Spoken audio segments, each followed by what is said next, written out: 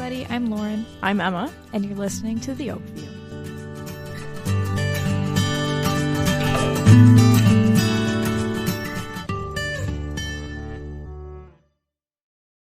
Emma. Lauren. And the people. Hey. Hello. How are you?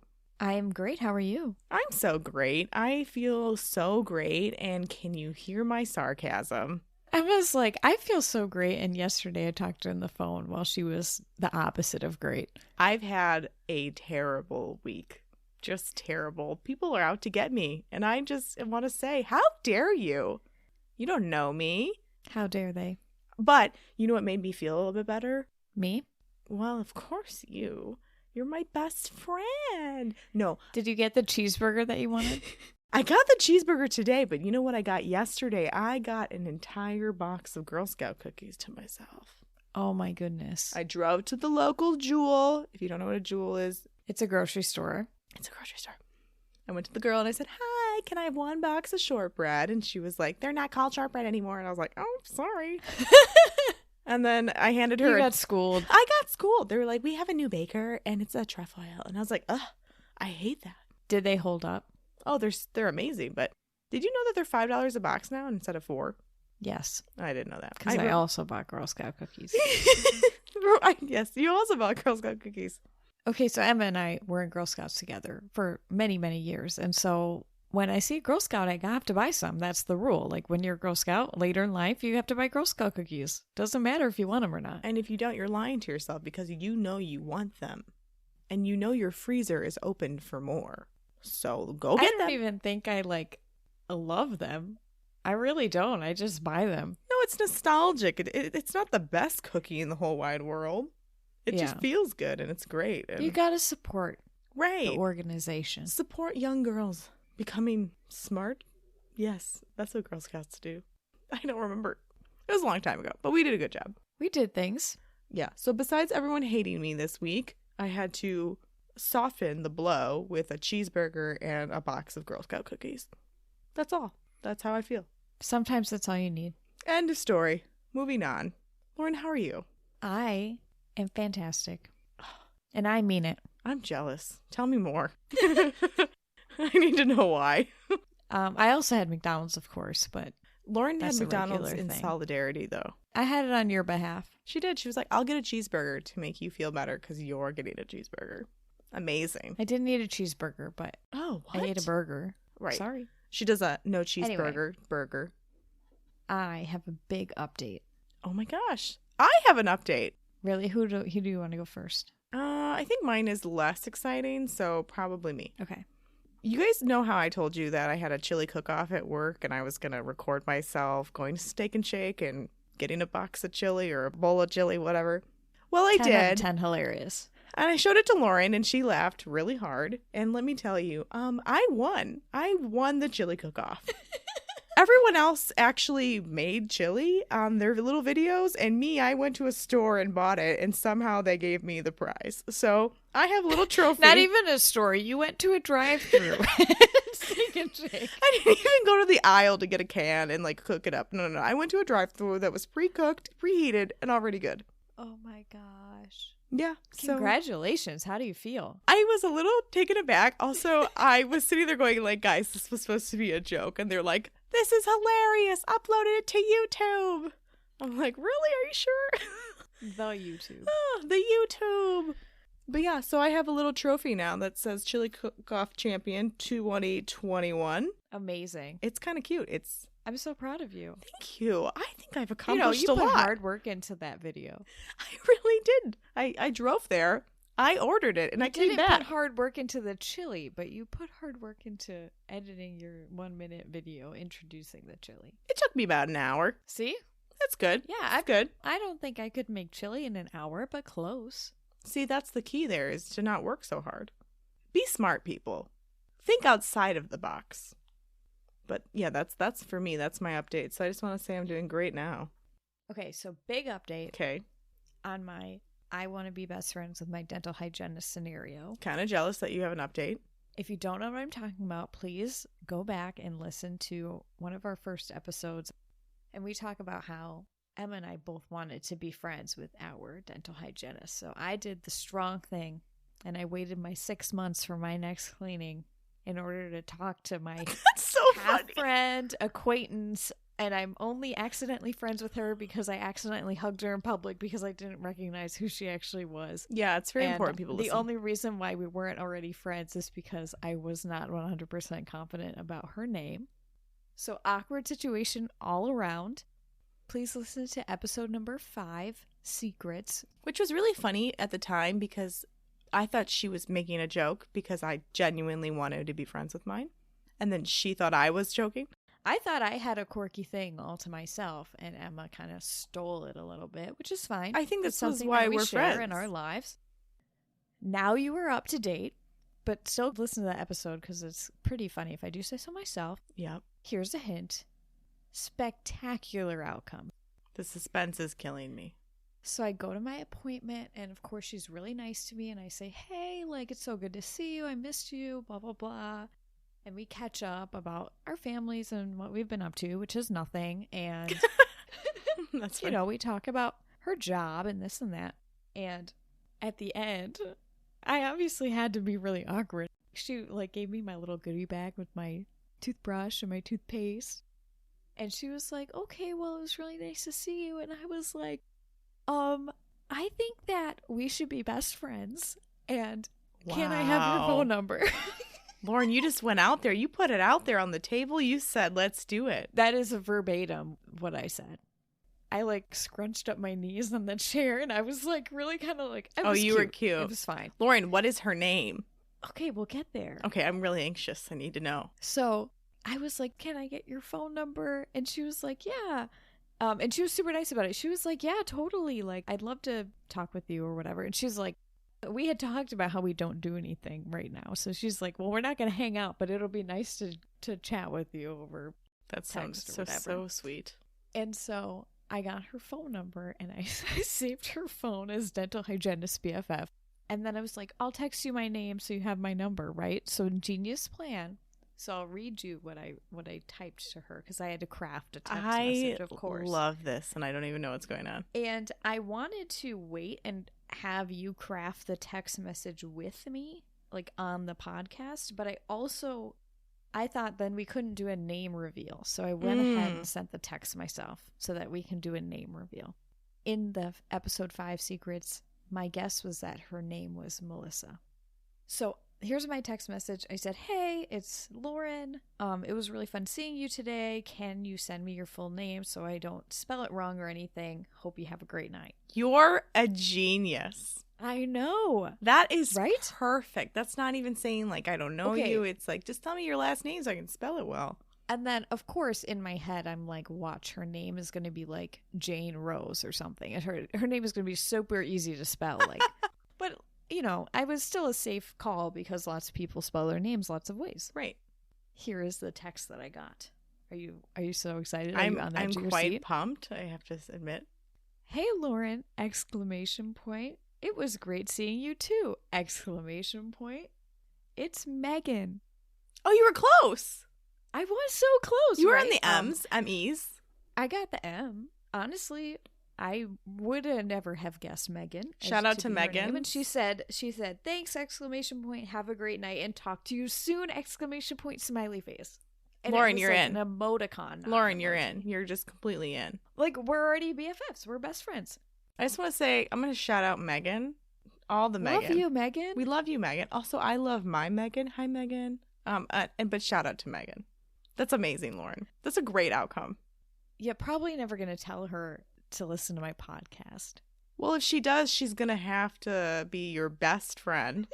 And then she's allowed to know that we talk about her. So, like, at what part of my very, very raw, new, maybe going nowhere friendship would I introduce? Would I be like, hey, funny story? Well, this is episode 17, so I'm going to say 37. That's enough time. Episode 37? Okay. Because I feel like it takes some time we'll try to give you an like, update, but we might forget. Take some time to like get people acclimated to our weirdness. Now I do not have to wait 6 months to talk to her again. And me, I'm like dreading my 6 month because he's weird and I don't want to be doing this anymore. But he's a really nice guy. You're going to have to change your dentist. I'm going to have to change my whole life. I'm going to have to change my whole life. Oh, man. Amazing.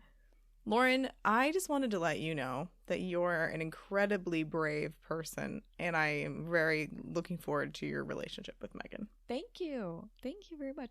Now I get the fun part, not the fun part of like text message. Like maybe I should look her up on Facebook or something. I mean, if you feel inclined, but like if you do, can I also look her up on Facebook? I'm not going to like text her every day. I'm not like dating the girl, right? Like, oh, you're going to wait the 3 days, the 3-day rule? Should I like send her a funny meme or something? Absolutely. Like break the ice with a dental meme. Oh, that's so funny. So I will keep you all updated on how this is going. I think the people need to know because we're very invested in this lifestyle. Phenomenal. So far, so great. Amazing. Lauren, I just wanted to tell you that I learned something very useful, but not for me. Okay, please share. People who are candle lovers. Not me. Right, not me. The opposite of I me. have candles. I do burn them, but I'm not People gift me candles. Ooh, do you put them somewhere? Or do you like put them in a box? Put them away? Candles is one of those like 3 women's gifts. You know? Oh, please. Like wait, pause. Get Name the 3 women gifts. blankets, candles, and scarves.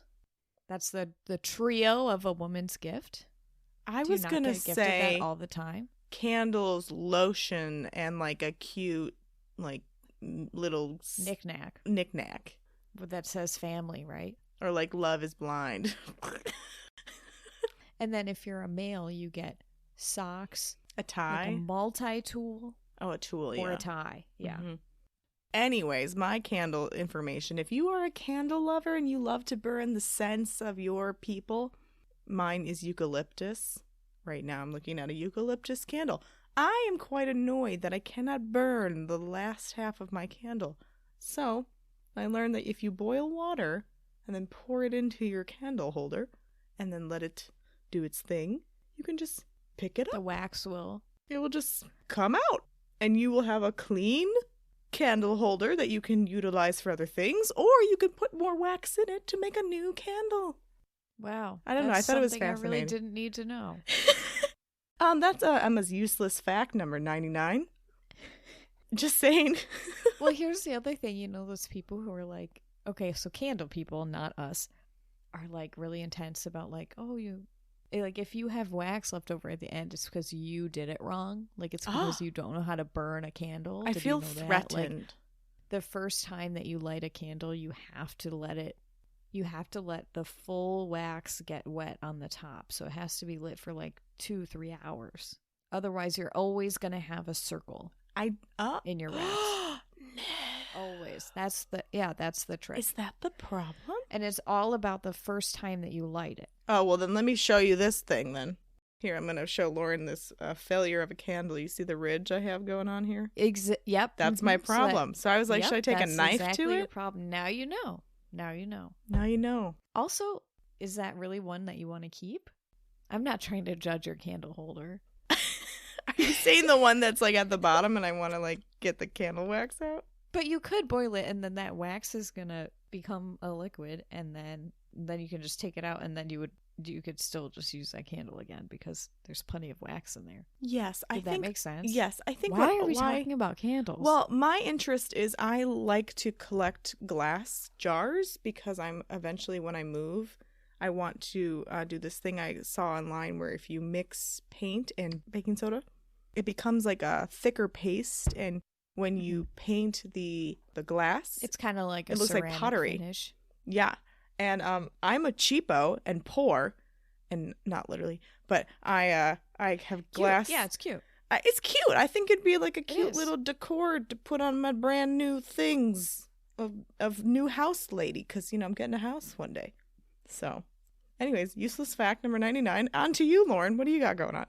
Oh, okay. What have I learned? I learned that it's National Polar Bear Day coming up. Oh, we love the polar bears. We have to save the polar bears. Polar bears are my favorite animal. Did you know that? I did not know that. Why did I not know this? Kind of bears in general. You like the bear family. Nobody cares what my favorite animal is, but it's a polar bear. I beg to differ. I care what your favorite animal is. So it's National Polar Bear Day. on the February 27th, which is coming up this week. Happy National Polar Bear Day. Happy National Polar Bear Day, everybody. Raising awareness for polar bears, save the polar bears, because the Earth is in crisis. Did you know that the difference between a polar bear and a regular bear is that the polar bear lives in cold temperatures and they have a layer of fat in between their body and their fur that keeps them warm in cold temperatures? I did not know that, but thank you. So when you take a polar bear out of a cold environment and put it, let's say, at a sunny zoo, that polar bear will just like lose that fat, basically, that's keeping them insulated and warm, and then they're just like a regular brown bear. Oh my gosh, but they're white. Exactly. This is like modern day evolution. I learned that at the San Diego Zoo. See, you were at a zoo and you saw a bunch of polar bears that were actually bears. Sure. Lauren, that's a great information to segue into our topic for today. Would you like to introduce the topic of the day? In honor of the polar bears, let's talk about climate change a little bit. Not in depth. We're not going crazy. Not going crazy. We're not talking numbers. Like, just really in general. Yeah, and this is something that Lauren and I are very passionate about, so we have to talk about it. So, did you know that our climate is in crisis? It is. It is very much in crisis, and people don't really realize it. So, basically, part of the climate crisis is that we are releasing a lot of carbon dioxide into the air, and it's changing our greenhouse gases, right? Mm-hmm. This is based off of like all of the industry that we've had in the past century, oil, gas, a little bit of agriculture, this and that. But basically, this is causing global warming. And this is also a good topic because the United States just re-entered the Paris Agreement, thank goodness. And the Paris Agreement is an agreement between many, many countries saying that this is a priority for them and trying to keep our levels, our carbon budget, under a certain rate. And basically, we're pretty close to that rate. Why is that so important? Basically, we have like a threshold where if we have more carbon dioxide entering our atmosphere all the time, we're going to reach a limit, a man-made, it's our fault, a limit that is going to cause irreversible damage to our planet and cause a lot of destruction to environments, ecosystems. It's going to throw things out of whack. And we're already seeing signs of this today. Right. Obviously, it's going to raise the temperature of our Earth, which that has benefits, but it also has a lot of concerns. Rising water levels, like natural disasters are going to be stronger, worse. And so basically, by breaking this carbon limit that we're pretty close to already for our Earth, it's irreversible damage. So once all of this is in the air, there's no way for us to take it out. The only thing that's possible to do, all of these environmental scientists know and governments know that there's a big problem and we know exactly what we have to do, but nobody's doing it. That's what's happening. What do you mean nobody's doing it? Like, people are doing things, right? Well, people are talking about it. Like, there's enough celebrities on the back of climate change, and I feel like scientists are doing things, and, National Geographic people and the animal people. So people are doing things. What needs to happen, the actual solution, is that countries need to cut their carbon production basically in half. Okay, so it's a larger system at play here that so the even the small vast majority is coming from, and it's also not just carbon dioxide, it's also methane and other gases that are going into our environment. Cutting countries' emissions in half, basically, on a global scale. So that's what the Paris Agreement is working towards. And they have a time limit, but that time limit is like ticking, right? And our carbon budget is ticking. And there's lots of countries in this Paris Agreement, but the wealthy countries like the United States, European countries, wealthy countries need to do even more than that. They need to cut it more than half to give other countries, poorer countries, who can't do that because they are building infrastructure to live like... come up to speed, right? To come up to speed, right? To have hospitals, to have plumbing, to have, whatever it might be. Right, which makes a lot of sense. That is total layman's version of what the situation is. But it's funny because when you read about it or when you like look into these things, you're like, no wonder Greta's so mad all the time. Right, because people think No she's wonder. crazy at her age. Yes, but people think she's insane. And I mean, to her, she's like the only sane person around. Right. And she's thinking about her generation. She's not thinking about... Absolutely. And people go to her and they say, you should be in school, right? And she's like, why should I be in school if my planet has no future? Right. School's irrelevant at that point. Exactly. And I think she's the big figure of one person can make a difference, right? Because she's an activist. Right. 13-year-old girl decided that she really cared about it, and she just did it all on her own one day, all by herself, and now it's a phenomenon, right? Right. And people think that she's so angry, but if you think about the situation, like, I'm angry too. I think people cannot step outside of their small lives. They cannot put themselves in a position to care about things this large because there is not enough small-minded ideas. Is that a good point? Yeah, and she's putting pressure on countries. Like, all of her speeches are so angry. And when she went on tour, you know, like, she sailed to the United States because she's not going to get in a plane. And she's living this life that is sustainable to make a small impact. But really, the impact that needs to be made needs to come from our governments, needs to come by creating laws, not opening up new things, new oil rigs and this and that are still happening. And countries are committed to this, but it's not happening. Nobody's doing anything. And Greta's like, why aren't you doing anything? And people tell her to shut up, you know? I want to play devil's advocate for a quick second because I can understand the perspective that you bring in and Greta brings and like other people in science brings makes a lot of sense to me. You know, I'm someone in an industry whose goal is the 2030 goal of becoming green and becoming better sustainability wise. However, it's quite far behind. It's really hard to get to that point. My thought to you and my question is just basically, how can we convince people to encourage change, right? Because like we can only do so much. And for people who live in an area where the only thing that is worrisome is food and shelter, and I mean we live in a very racist time. I can't imagine that climate change is high on people's list, especially government being so selfish and unable to create the change even for the regular things. It's difficult. But the first step is really education. People don't understand how dire the situation is and how close we are to our Earth having irreversible bad effects. Can you name some micro situations that indicate this type of change? My thought is like California wildfires. Yes. Australian Texas's wildfires. Snowstorms. Exactly. It's definitely very easy to be discouraged. And I think we'll do another episode on just like sustainability and what does that mean and what can you do as one person. I think the reality is just knowing that if we as a people aren't understanding the consequences that come in the next generation.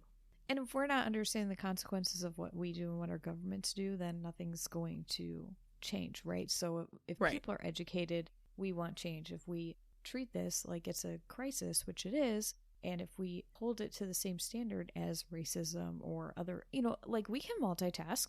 Absolutely. People can multitask. We're in the generation, the time of being educated and learning your stuff, and everybody's sitting at home.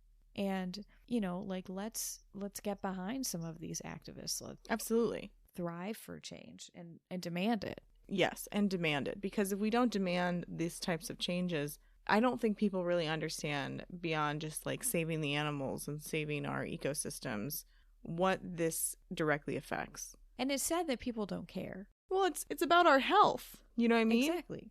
And people think that like when we say ecosystem, we are living in an ecosystem.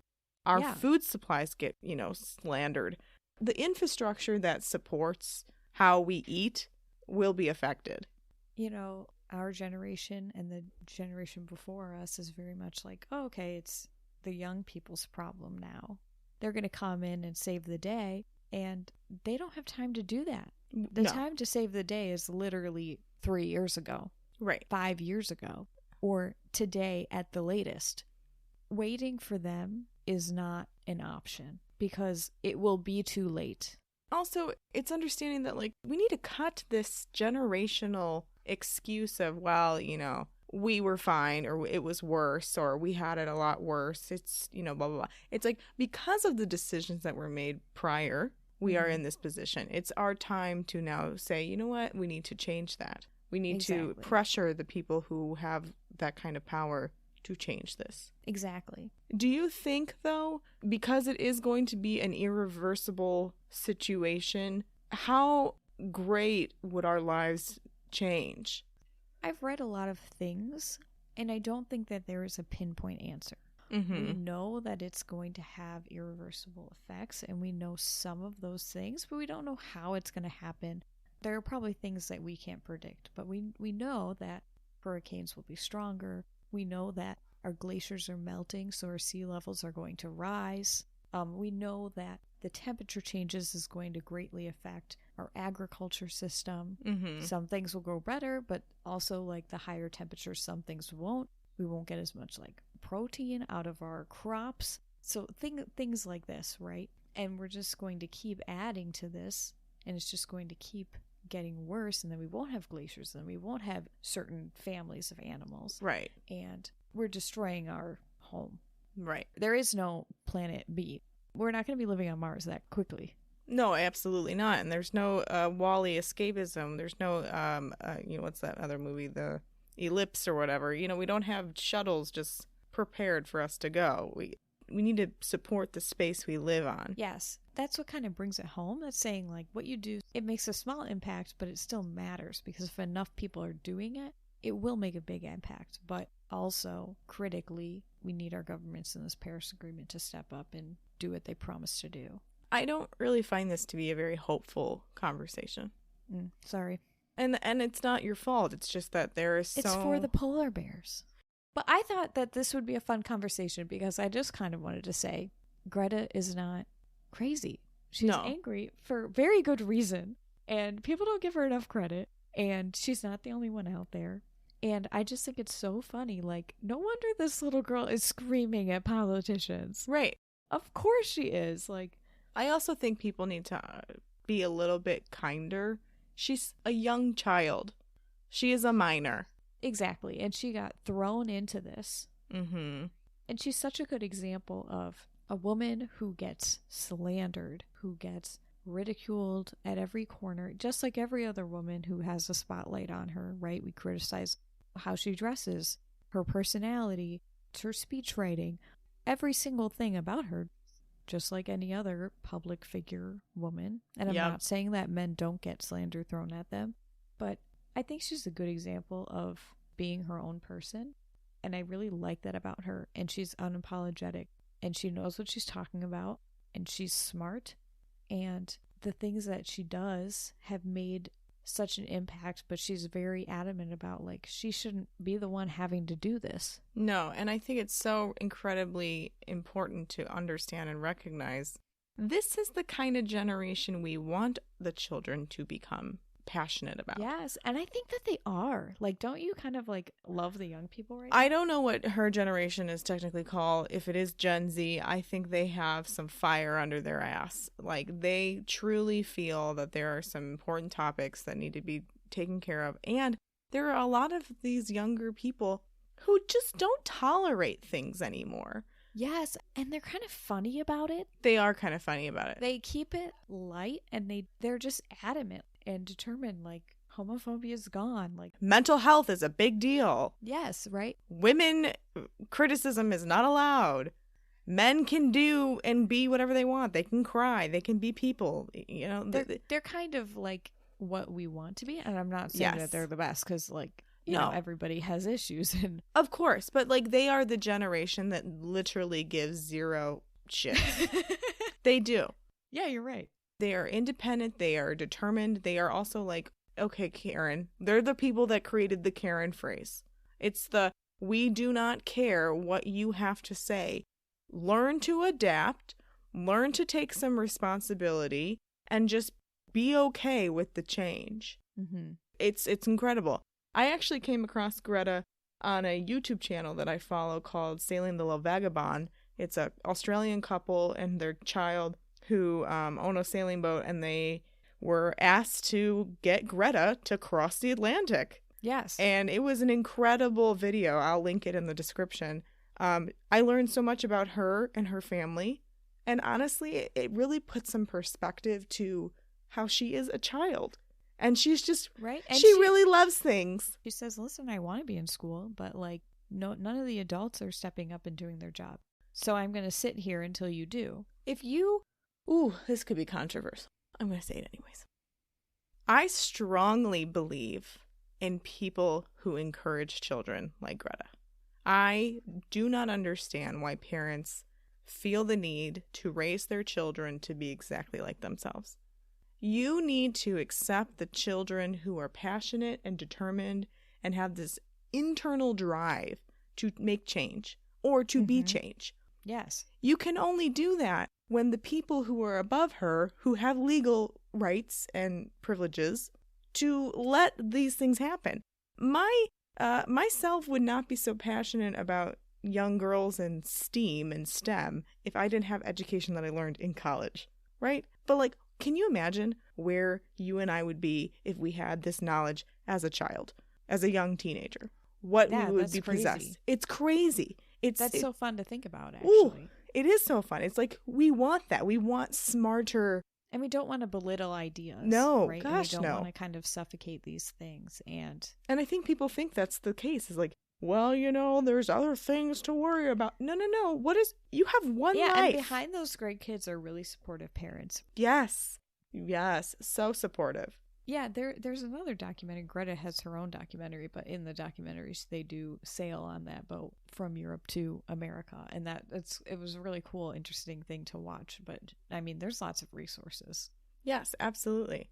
I think it's just everybody's so passionate about something that makes them want to continue to learn about it and to speak out about it. Climate change is obviously the higher end of that, right? People love hearing people speak about things that they're passionate about. Right. So the more people that are in the circle, I would call, more times than not, you're interested and you're connected and you're willing to do the research on your own. Mm-hmm. The more we talk about it, the more people are going to care about things. Exactly. I can imagine that that's very hard for a lot of people to get on board. It's the same thing with anything. I have other problems. I have bigger problems. My problems are not your problems. But it's something else. Do you think it's selfish if you're like not caring? No, I think it's circumstantial. I think it's a little bit selfish if you don't care. I'm not gonna lie.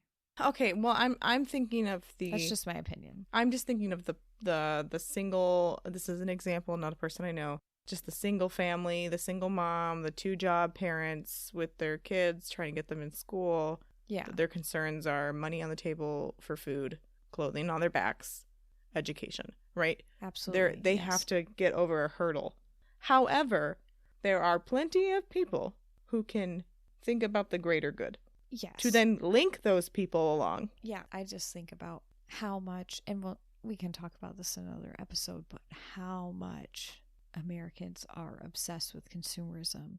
Oh, and when you compare our problems to the world, like our capitalistic mindset, our consumer mindset, we have issues. Like, we have been born into a very toxic, and manipulative. That's just like all we care about, and all that's fed to us through our phones and through our computers, right? And that's the thing too. We're being manipulated to think about that because it's always in front of us and it's always on our mind, and it's a treat yourself kind of moment, but those things have an impact that people don't understand. Something I learned a couple of years ago was how much our news outlets manipulate us to thinking that there are certain things. My coworker was the one that introduced this to me. They read news from other countries every day to see the headlines of the world, right? It's not just like NBC News Tonight with the world or whatever. No. It's like every single country has a different perspective of America. Yes. That makes sense. It's so important to have that versatile outlet because you can start creating a bigger than me passion. This is bigger than me. I can see it. I can see how it's affecting the world. The COVID issue is affecting the world. Big time. Big time.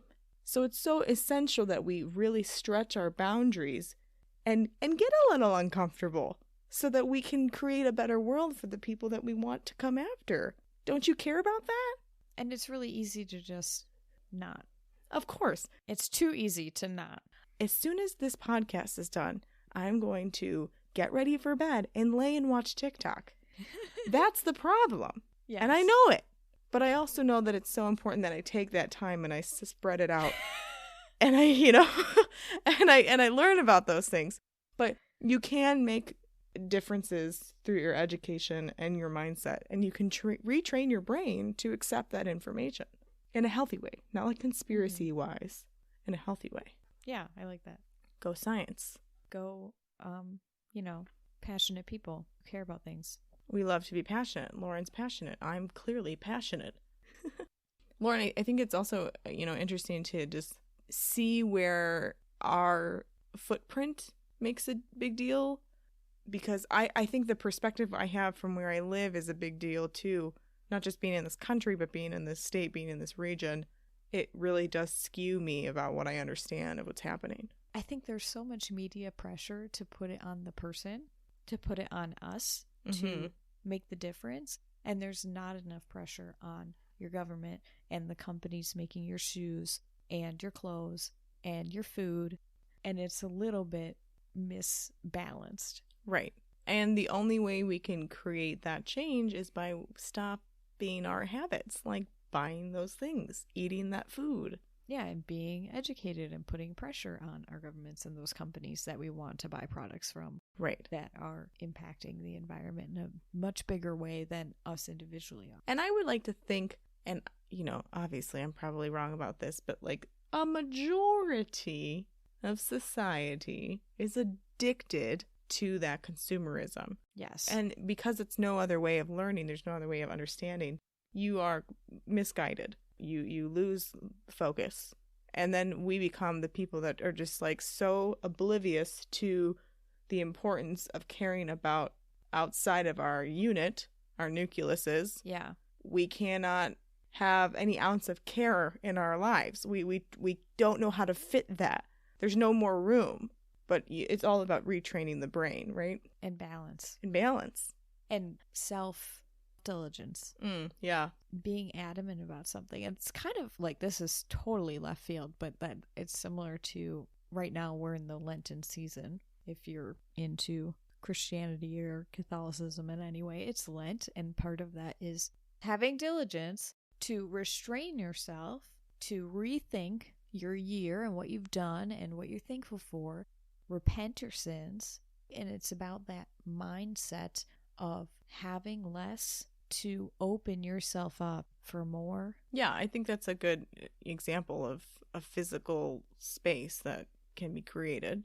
And that same principle can be applied elsewhere, even for the people that are not religious, like contribute to that mindset, understand what is available, know that like you need to be reflective of that. Yes. Yeah. Because, it goes again with everything else is like habits cannot be changed in a day. You cannot make progress when you're constantly repeating old habits, old issues. You need to be looking beyond. Sometimes you need a season to reflect and to slow down and to indulge less so that things can be more joyous, more special, more rewarding at the end. Right. And I'm wondering if you use that model to say, I'm going to reflect and be more conscious and mindful of the things that I do with how I eat, where my food comes from, what I consume and buy, where my clothes are made from. And then on top of that, you also have to just remind yourself that because of the capitalistic mindset, there's not always an option for this to be available. And we have to make that path ourselves and create that change. Yes. And I think that's just part of being your own person. Right. And understanding that your phone is kind of controlling you. Oh, it 100% is. Watch The Social whatever on Netflix. Yeah. That was a scary freaking show. And I was like, yep, that's me. Exactly. And that's why it's so cool to finally decide something for yourself. Mm-hmm. Really think about, I have this opinion. Is it truly mine? And that's a good point. And you know what? Lauren and I have a very strong... and we talk about that kind of all the time. We do. We feel really like do. it's really important for people to own up to their own self. Be responsible, not only and for just be that. your own person and just question yourself. Like, well, like we talk about, I'm sober. And a big part of that is just, I am my own person. Right. And Lauren's not saying that she's sober right now. She is sober right now, but like as a lifestyle choice. Exactly. I was going to say, let's make that clear. And that's something that she is very passionate about, making sure that she doesn't let the world tell her how to live my life. Live your life. And honestly, I'm not perfect. I don't always do that. I'm happy for people to make my own decisions. But it's kind of mind-blowing when you really look at all the things that you think and believe and feel, and you compare that to your friends and your family, how much of that is the same. Mm-hmm. You know, it's really good to get that perspective. I definitely want to talk about that in a different episode. I know, yeah. This is kind of a conversation that's opening up into so much. And it's just because I just like having these kind of like in-depth discussions with you and seeing where they go, because I feel like we just talked about something with substance. Yes. How does that make you feel? Well, if anything, it makes me kind of care more, but also care less. And that's a real problem I have. See, this is such a fun podcast because 1 second we're talking about candles and we don't even like candles. And we don't. I mean, I do, but hey, I don't. How's care your about day? Right. Cool. And then we actually started talking about how are you your own person and how do you make your opinions and decisions and how are you living your life in a way that is meaningful. And honestly, that's something Isn't that that cool? And we just did that in under an hour. We're amazing. We are amazing. And this is try to be like us, okay? Just try. This is why these people are our friends, because we got to have these conversations. Yeah, this is also why this podcast is for us, because it really needs me to start valuing things that I should care about. It's just fun because now we're pushing ourselves. Now we're helping make each other better, which is an underlying point of this podcast. Absolutely. If you're listening, we love that you're listening. We do. It's good for us, right? So I think it's kind of funny in a lot of our episodes we've said, okay, I challenge you to do this or whatever. I think that this Lenten season, as part as how I follow and celebrate Lent, is that, maybe I'll try to educate myself and take some time out of my day, not every day, or make it manageable that I could form some other opinions about the world or things I care about, or how can I be more educated and start thinking about some other ways that I can do something with the passion and the topics that I care about, but yet I'm not going to sit on the side of the street about. Does that make sense? Yeah, I think there's a well manageable way to direct your passion to affect your life, but also contribute to the world. It does not have to be overwhelming in a job. Impacting me and my small circle. Correct. And therefore, in a larger picture of the world, right? Like, I'm not going to go out on the street with a sign and impact the world today, but I can help myself first, help others, and then keep that going. And I think that's the small change that we need. People need to do some internal reflection. They need to affect the people around them in a positive way, not in a psycho way, and then see how that ripple effect. Yeah. What do you think you're going to do? How are you going to challenge yourself from this episode? Why do you do this to me?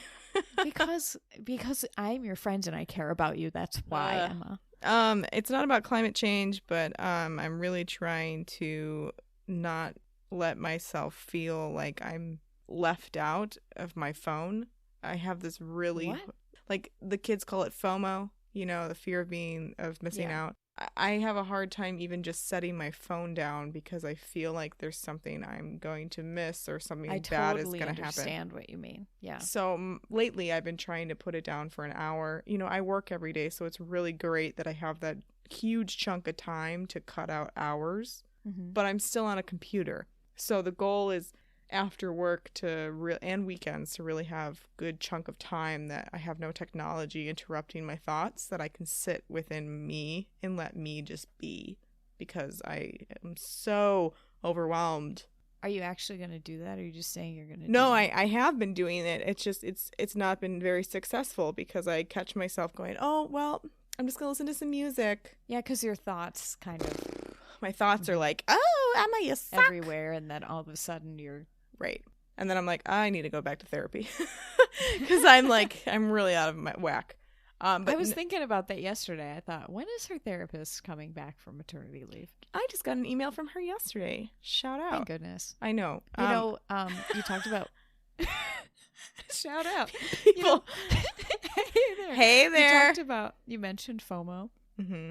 And it's not a word that comes up in my everyday conversation, but my friend Megan did talk about FOMO yesterday. And I don't know if you know this, but my friend Megan is my dental hygienist. I hope you who I'm now friends with.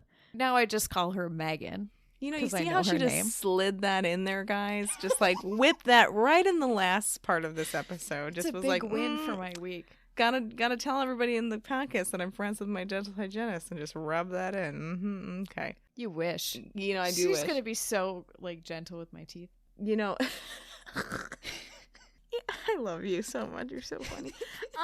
I just want to say, I think that could be our next episode. We really should start talking about how we indulge ourselves in worldly assets, and how it really has affected us, and what are things that we are interested in changing.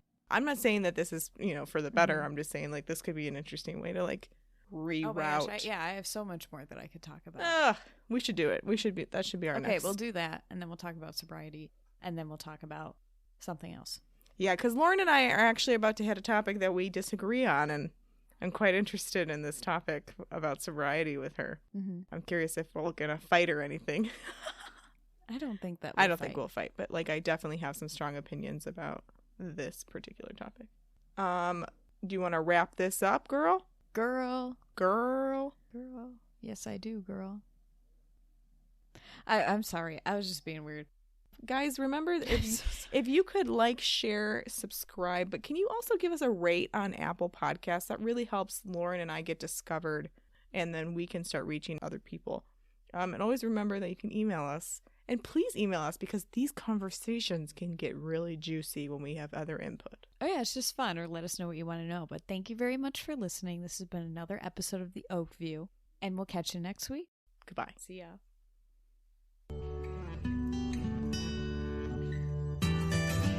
Thank you again for listening to The Oakview. You can follow Lauren and Emma on Instagram at The Oakview Podcast, OAKVIEW Podcast, or email us at theoakviewpodcast@gmail.com.